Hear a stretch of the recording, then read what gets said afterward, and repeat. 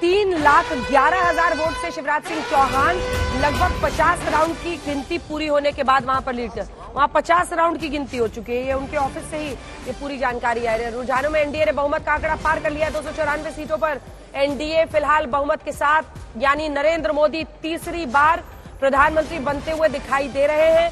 NDA में गठबंधन के सभी साथी ऐसे ही टिके रहे तो 294, हालांकि बीजेपी अपने दम पर 239 पर जा अटकी है। वहीं अगर आप इंडिया गठबंधन को देखें 230 सीटों पर वो है। आइए आपको लिए चलते हैं। मौसमी सिंह हमारी सहयोगी इस वक्त हमारे साथ कांग्रेस दफ्तर से जुड़ी हैं और सलमान खुर्शीद उनके साथ है। मौसमी, बात कीजिए। पहुंच पाएंगे, लेकिन अब क्योंकि जब आ ही रहे हैं, सारे परिणाम सामने आ ही रहे हैं, तो अब उस पर अनुमान लगाना और इस पर कुछ बात कहना मैं समझता नहीं हूं कि उसमें बहुत समझदारी की बात है।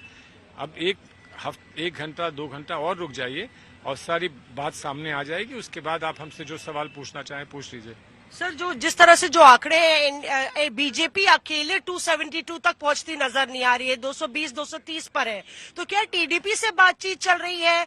एनडीए के बाकी अलायंस से आप लोग की बातचीत आप लोग करेंगे? देखिए, कोई हमसे भी तो बात करना चाहेगा, हमसे कोई बात करना चाहेगा तब हम बात करेंगे।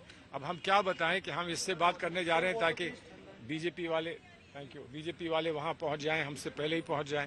तो जो बात करना चाहेगा उसको चैनल्स होंगे, वो हमसे कांटेक्ट करेगा, हमारे लोगों से बात करेगा और हमारे नेता उस पर विचार करेंगे। नेता तकरीबन रोज मिल रहे हैं, वो उस पर विचार करेंगे और तब निर्णय आपके सामने आएगा। सलमान साहब, आप पिछली सरकारों में भी रहे, विदेश मंत्री भी रहे।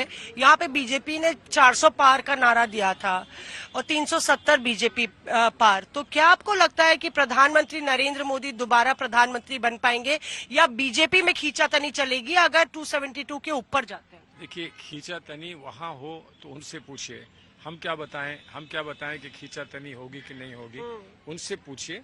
हम तो सिर्फ ये चाहते हैं कि भारत को एक अच्छी सरकार बने, एक निष्पक्ष सरकार बने, एक लिबरल सरकार बने, हर लोगों का सम्मान करे, हर व्यक्ति विशेष को डिग्निटी दे, सम्मान दे।